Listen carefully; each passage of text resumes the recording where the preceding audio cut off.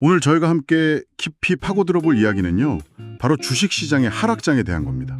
특히 역사상 최악의 순간들을 우리가 어떻게 바라봐야 하는지 여기에 대한 건데요. 오늘 분석할 자료는 벤 칼슨이 2022년 5월, 그러니까 시장이 한창 흔들릴 때 썼던 역사상 최악의 주식시장이라는 글입니다. 이걸 바탕으로 한번 이야기를 나눠보죠. 네, 오늘 저희 목표는 아주 명확해요. 시장이 크게 하락할 때 느끼는 그 불안감 있잖아요. 아, 있죠. 그 막막함 속에서 역사적 데이터가 어떤 위안과 또 통찰을 줄 수 있는지, 특히 그런 끔찍한 시기가 지난 후에 어떤 일이 벌어졌는지를 좀 집중적으로 살펴보려고 합니다. 아마 투자를 하면서 마음고생 좀 해보셨거나 더 큰 그림을 보고 싶으셨다면 오늘 이야기가 좋은 나침반이 될 겁니다. 네, 그 지점이 정말 중요하죠. 특히 이후에 어떤 일이 벌어졌는지를 보면요. 이게 시장 하락을 단순한 위기가 아니라 전혀 다른 관점에서 볼 수 있는 힌트를 얻게 되거든요. 저희는 오늘 구체적인 수치들을 통해서 과거의 패턴을 짚어보고 그게 장기 투자자인 당신에게 어떤 의미를 갖는지 함께 고민해 볼 겁니다. 단기적인 공포에서 한 걸음 물러나서 긴 호흡의 이해로 나아가는 그런 시간이 되었으면 합니다. 좋습니다. 그럼 그 격동의 시기 2022년으로 한번 돌아가 보죠. 이 글이 쓰인 게 2022년 5월 20일이었어요.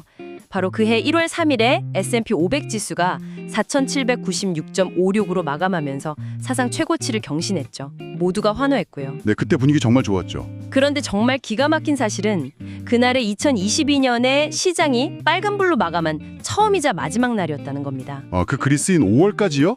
네, 5월까지요. 그 후로는 정말 끝없는 내리막길이었어요. 5월 중순까지 S&P 500은 고점 대비 18.6%나 하락했고 배당을 포함한 총 수익률은 마이너스 17.7%였습니다. 한 해의 절반도 채 지나지 않았는데 말이죠. 정말 살얼음판을 걷는 기분이었을 겁니다. 그렇죠. 저자가 바로 이 지점에서 주식시장의 본질적인 특징, 바로 극단성을 지적합니다. 글에 포함된 1928년부터의 연간 수익률 차트를 보면 정말 아찔해요. 엄청난 상승을 기록한 해도 많지만 그만큼 모든 걸 집어삼킬 듯한 기세로 하락한 해도 상당수거든요. 뭐랄까, 어중간하게 조금 오르거나 내리는 해보다는 화끈하게 오르거나 아니면 무섭게 떨어지는 경우가 훨씬 많다는 거죠. 2022년은 5월까지의 성적만으로도 이미 역사책에 기록될 만한 최악의 해들과 어깨를 나란히 하고 있었습니다. 그렇다면 역사적으로 봤을 때 그 상황이 대체 어느 정도로 심각했던 걸까요? 역사상 최악이라는 말을 붙이려면 비교 대상이 있어야 하잖아요. 물론입니다. 그래서 저자가 1928년 이후 미국 주식시장에서 S&P 500이 두 자릿수 손실을 기록했던 해들을 전부 목록으로 만들었어요. 2022년 전까지 총 11번이 있었죠. 11번이요? 네. 그리고 이 11번의 최악의 해들에는 아주 뚜렷한 공통점이 있었습니다. 바로 거대한 시장 붕괴, 세계적인 전쟁, 혹은 아주 심각한 경제적 격변기에 발생했다는 점이에요. 듣기만 해도 좀 끔찍한 사건들이었을 것 같은데요. 맞습니다. 그리고 저자는 2022년이 이 모든 비극의 요소를 조금씩 다 품고 있는 뭐랄까 종합 선물 세트 같다고 분석했어요. 종합 선물 세트요? 네. 40년 만에 찾아온 최악의 인플레이션, 유럽에서 벌어진 전쟁, 끝나지 않을 것 같던 팬데믹의 여파, 노동력 부족과 공급망 대란, 그리고 여기에 기름을 붓는 연준의 공격적인 금리 인상까지 그야말로 악재의 퍼펙트 스톰이었죠? 그래서 글에서는 이런 말까지 나오더라고요. 만약 2022년이 5월 22일에 끝났다면 대공황 직전 이후 7번째로 최악의 해로 기록됐을 것이다. 와, 이 한 문장이 당시 투자자들이 느꼈을 공포의 무게를 다 알려주는 것 같습니다. 바로 그겁니다. 7번째로 최악이라는 건 단순히 시장 안 좋네 이 수준이 아니에요. 이건 내 투자 인생 전체를 통틀어서 다시는 겪고 싶지 않을 역사책에 박제될 만한 수준의 하락이라는 의미니까요. 아마 당시 많은 분들이 이번엔 정말 다르다. 이제 다 끝났다고 생각했을 겁니다. 알겠습니다. 상황이 얼마나 암울했는지는 충분히 공감이 되네요. 그런데 사실 우리가 정말 궁금한 건 그 다음이잖아요. 그래서 저자도 거기서 멈추지 않았죠. 그 지옥 같았던 11번의 해가 지나고 나서 시장은 과연 어떻게 됐을까요? 네, 여기가 이 분석의 하이라이트입니다. 저자는 그 11번의 최악의 해, 바로 다음 해, 즉 1년 후의 수익률을 추적했습니다. 결과는 어땠을까요? 흥미롭게도 그럭저럭 괜찮았다 정도였습니다. 아, 그럭저럭이요? 네. 평균 수익률은 6.4%였고 11번 중 6번만 플러스 수익률을 기록했죠. 5번은 마이너스였다는 뜻입니다. 뭐라? 생각보다 그렇게 드라마틱한 반등은 아니었네요. 절반 정도의 확률로만 올랐다는 거니까요.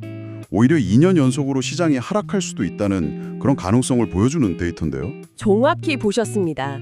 실제로 2년 연속 혹은 그 이상 시장이 하락하는 건 드물지만 분명히 일어나는 일입니다. 1928년 이후 총 4번의 그런 시기가 있었죠. 첫 번째는 모두가 아는 1929년부터 시작된 대공황 시기인데 이때는 무려 4년 연속으로 시장이 하락했습니다. 4년 연속이요? 와, 상상만 해도 끔찍하죠. 당시 신문 헤드라인은 월스트리트의 종말 같은 말로 가득했고 사람들은 은행에서 돈을 빼려고 줄을 섰습니다. 희망이 보이지 않던 시절이었어요. 정말 버티기 힘들었겠네요. 나머지 3번은 언제였죠? 두 번째는 1939년부터 41년까지 2차 세계대전이 발발하고 확산되던 시기였습니다. 경제 문제가 아니라 전 세계에 존망이 걸린 전쟁의 공포가 시장을 짓눌렀죠. 세 번째는 1973년과 74년 오일 쇼크로 인한 스태그플레이션 시기입니다. 물가는 폭등하는데 경기는 침체하는 이전에 겪어보지 못한 새로운 형태의 고통이었어요. 주유소 앞에 늘어선 긴 줄이 당시의 암울한 분위기를 상징했죠. 그리고 마지막이 가장 최근인 2000년부터 2002년까지의 닷컴 버블 붕괴였습니다. 새로운 경제에 대한 영원할 것 같던 믿음이 무너지면서 3년 연속 시장이 하락했죠. 모두가 역사적인 격변기였다는 공통점이 있습니다. 그렇군요. 그러니까 단기적인 1년 후의 미래는 여전히 안개 속일 수 있다? 이런 거네요. 하지만 이 분석이 우리에게 희망을 주는 건 시간의 지평을 더 넓혔을 때잖아요. 3년 그리고 5년 후의 데이터는 어땠나요? 여기서부터 이야기가 완전히 달라집니다. 오, 최악의 해가 지나고 3년 후의 평균 수익률은 플러스 35%였습니다. 35%요? 그리고 5년 후의 평균 수익률은 무려 플러스 79.6%, 거의 80%에 달하는 폭발적인 상승을 보였습니다. 잠시만요. 그건 정말 놀라운데요. 그러니까 최악의 상황을 겪고 나서 5년만 버티면 평균적으로 자산이 80% 가까이 불어났다는 거잖아요. 혹시 이 데이터에 예외는 없었나요? 바로 그 지점이 이 분석에서 가장 강력한 메시지를 던집니다. 3년 수익률의 경우 대공황이라는 전무후무한 사건 직후에 단 한 번 마이너스를 기록한 적이 있습니다. 하지만 끔찍한 하락장을 겪은 후에 5년 수익률은 단 한 번의 예외도 없이 11번 모두 플러스를 기록했습니다. 와, 100%의 확률이었던 거죠. 100%라니. 이건 정말 투자의 생각을 근본적으로 바꾸게 만드는 데이터네요.